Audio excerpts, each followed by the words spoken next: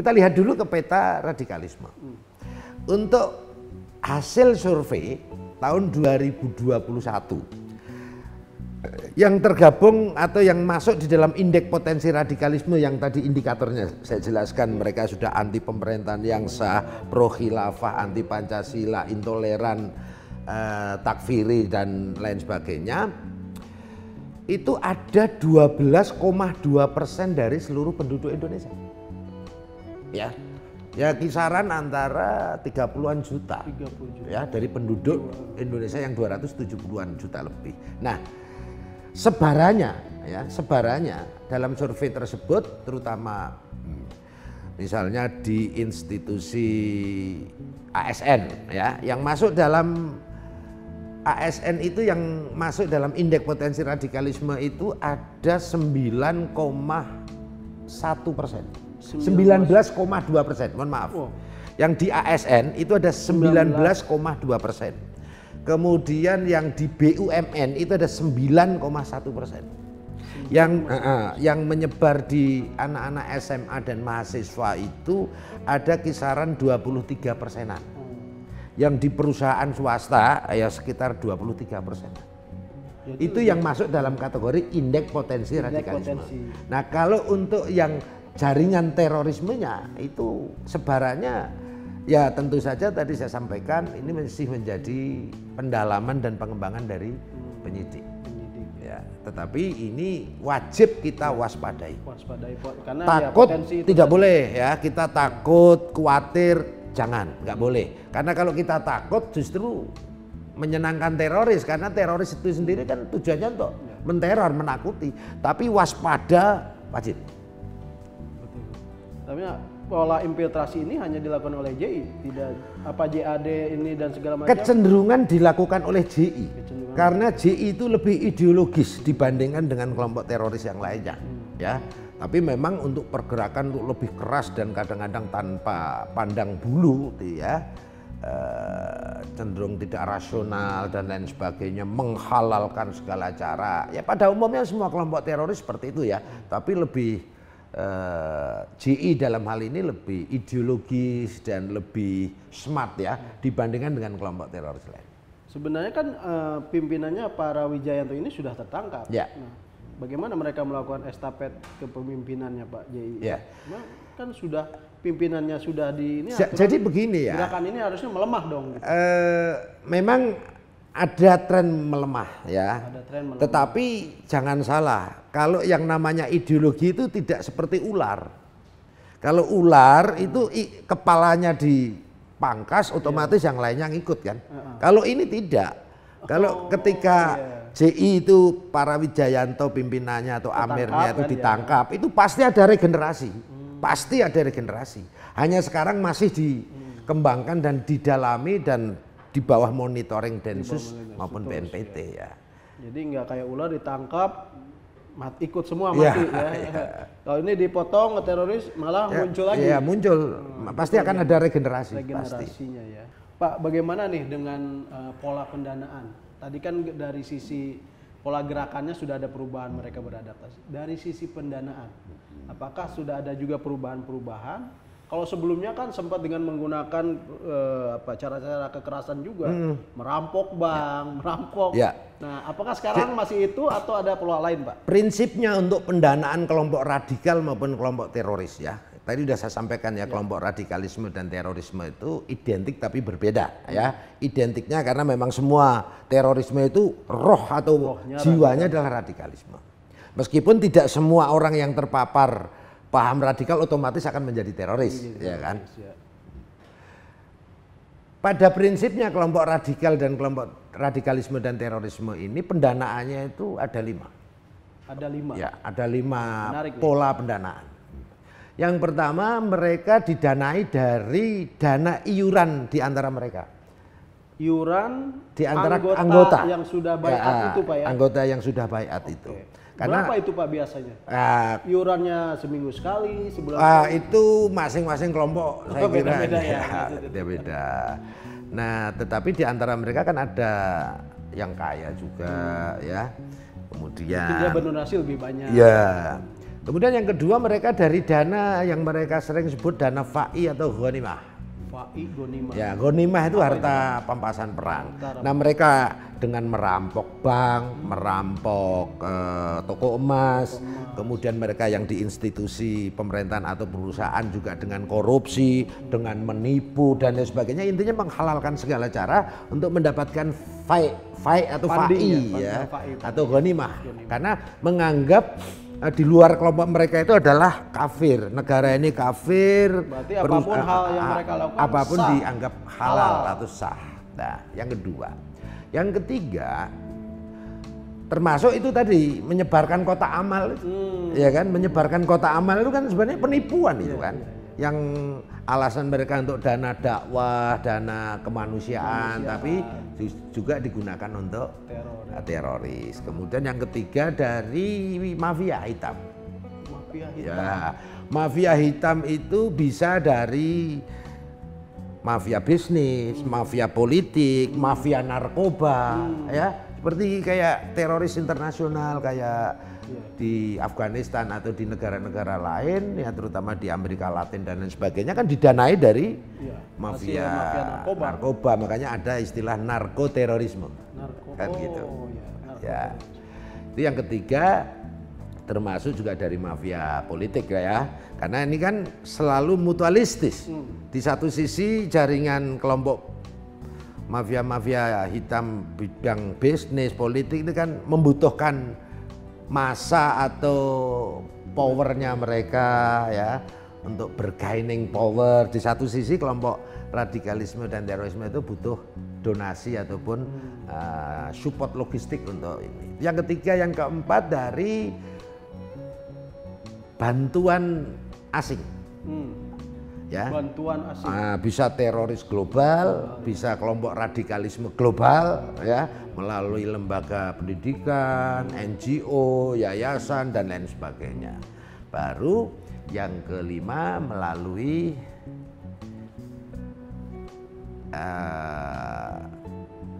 dana intelijen internasional ya, tentu saja tidak resmi, tentu saja yang ya mungkin ini kan proksi ideologi kan. Era sekarang itu kan era perang proksi atau hybrid war, perang hibrida, perang ideologi, perang proksi kan begitu. Nah itu campuran ideologi dan kepentingan yang begitu banyak Pak ya, jadinya memang pendanaan seperti itu. Dan itu dilakukan semua oleh mereka ya sekarang ini. Atau lebih banyak dominan kotak amal itu yang menonjol kan kotak amal ya sekarang. Yang menonjol kotak amal, kemudian donasi atau infak di antara mereka. Internal Pak ya. Selanjutnya Pak, kalaupun beberapa yayasan kan sudah mungkin diidentifikasi Pak, ada yang mungkin pemerintah punya data soal yayasan yang dicurigai ini penyaluran dananya justru untuk mendanai teroris. Ada nggak sih Pak itu? Kami monitor semuanya. Kami monitor semuanya, kami ada datanya semua. Tetapi yang menjadi masalah begini. Kalau kita berbicara terorisme itu berbicara Undang-Undang Nomor 5 tahun 2018. Ya, kita berani menyebut JI, JAD dan lain sebagainya. Misalnya kemudian Baitul Mal ya, Abdurrahman bin Auf, jelas ya kan, karena sudah ada undang-undangnya.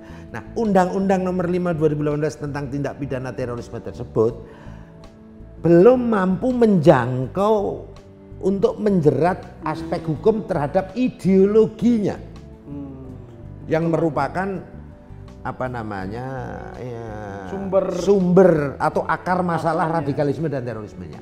Makanya ketika JI dilarang, JAD dilarang, FPI dibubarkan, HTI dibubarkan. Yang dilarang, yang dibubarkan organisasinya. Yang secara administratif mungkin secara administratif, secara organisatoris. Kalau HTI sama FPI menggunakan Undang-Undang Ormas Nomor 16 tahun 2017, kalau JI, JAD dan lain sebagainya kan dengan undang-undang dan memang sudah masuk dalam terorisme global ya kan. Tetapi ideologinya belum dilarang, sehingga mereka masih masif ya menggelorakan, mempropagandakan, ya memprovokasi dengan ideologi takfiri tadi, ya ideologi takfiri, ideologi jihadis dan lain sebagainya. Dan kita tidak bisa berbuat apa-apa ketika misalnya NII ya, Negara Islam Indonesia ini kan korban-korbannya yang dipapar itu kan kebanyakan dari generasi Z. Antara umur 14 sampai 19 dan generasi milenial antara umur 20 sampai 39 tahun. Nah, mereka ini kan korban terpapar, tapi ideolog, tokoh-tokoh yang meradikalisasi kan tidak bisa disentuh dengan hukum, nggak bisa disentuh dengan hukum. Paling banter kalau mereka nanti ketemu ada chatting di media sosial dan lain sebagainya, kita coba terapkan undang-undang ITE, ya kan? Kebencian, iya, ataupun ya paling begitu. Atau mungkin nanti undang-undang apa Pak kesulitannya umumnya. Pak? Undang-undang itu kelemahannya tadi sampai tidak bisa menghentikan ideologi. Ya. Apa Pak? Pasca reformasi 98 itu kan undang-undang anti subversif, ya. Yang melarang semua ideologi yang bertentangan dengan ideologi negara Pancasila itu kan dicabut.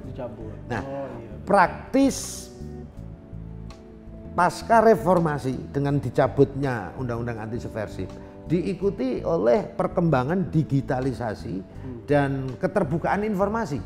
Sehingga ideologi transnasional ya kayak ideologi khilafah atau khilafahisme, daulahisme, liberalisme, kapitalisme, sekularisme dan lain sebagainya masuk, ya masuk. Nah, tetapi masih ada kalau kita berbicara radikalisme atau ekstremisme dalam terminologi asing akan ada ekstremisme kanan, ekstremisme kiri dan lainnya. Kanan itu yang mengatasnamakan agama atau yang terutama yang berideologi Islamisme atau Islam politik lah ya.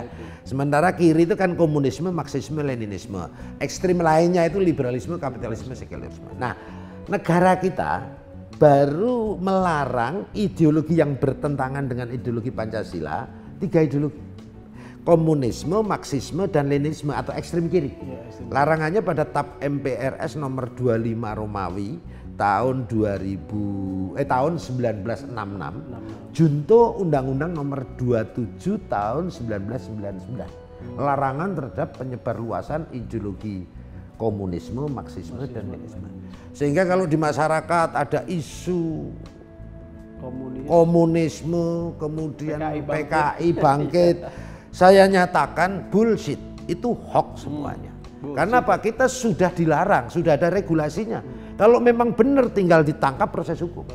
Yang terjadi sebaran-sebaran hoax ya di media sosial, ketika kita tangani, kita selidiki, kita tindak, itu mereka yang teriak-teriak kebangkitan komunis, kebangkitan PKI itu mereka yang teriak, mereka yang membuat bendera, mereka yang membakar dan lain sebagainya.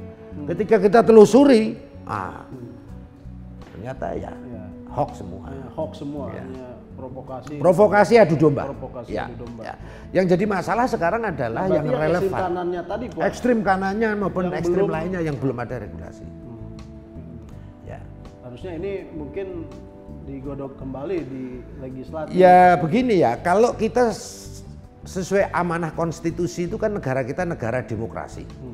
Negara demokrasi itu harus memenuhi unsur-unsur atau pilar-pilar dalam demokrasi. Yang pertama supremasi hukum. Segala sesuatu harus dikembalikan kepada hukum. Kemudian partisipatoris melibatkan partisipasi masyarakat atau publik, clean and good governance dan penghormatan HAM. Kalau kalau supremasi hukum ya, maka harus dikembalikan pada hukum sehingga hukum itu harus menjadi panglima untuk menjamin adanya tujuan hukum, keadilan, kepastian, dan kemanfaatan. Nah sekarang kita lihat keadilan hukum. Apa yo adil kalau yang dilarang cuman komunisme, Marxisme, Leninisme.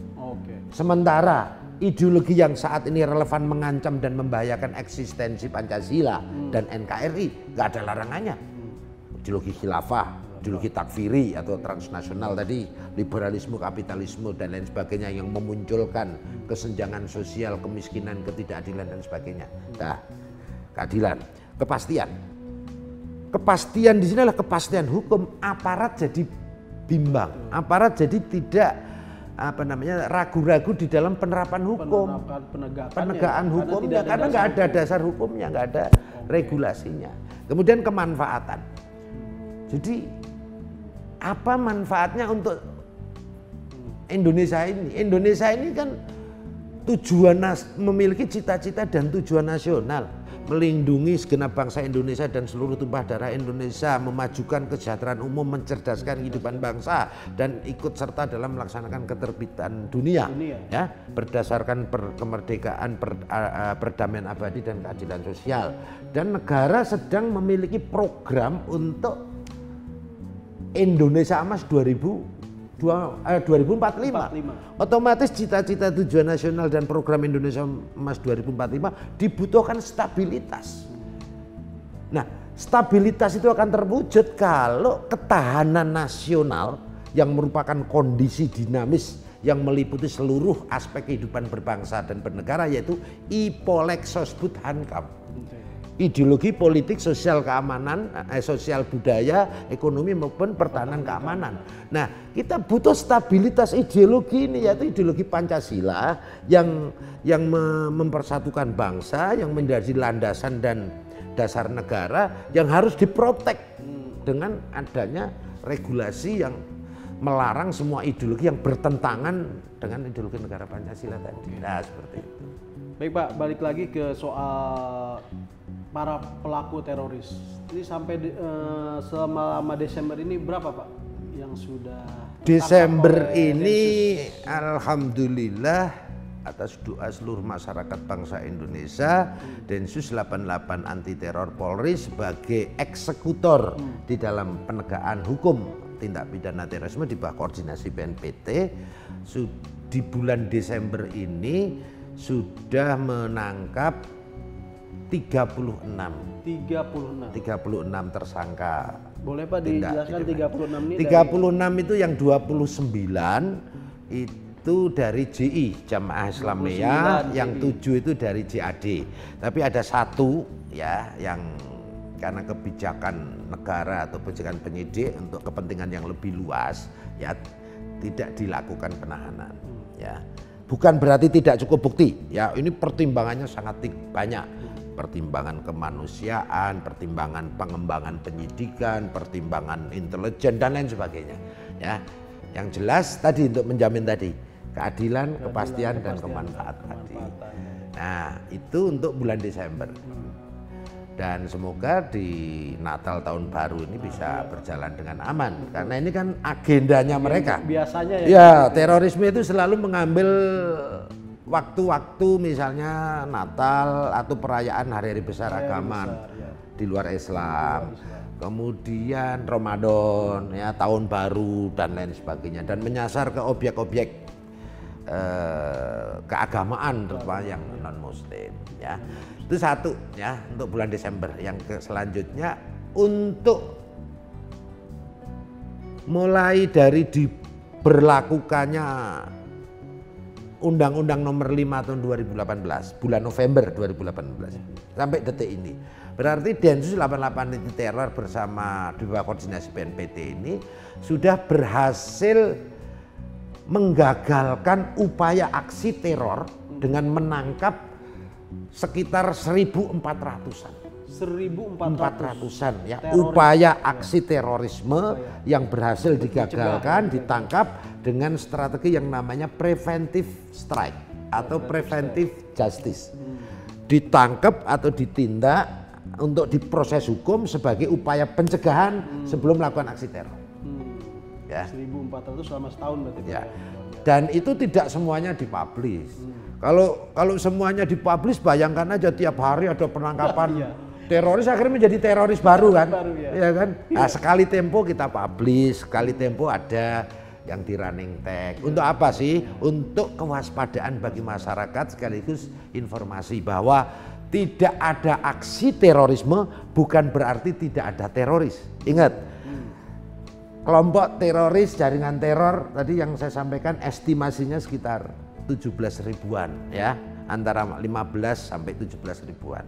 Baik itu JI, JAD dan lain sebagainya, termasuk simpatisan atau fanatisannya dan keluarganya.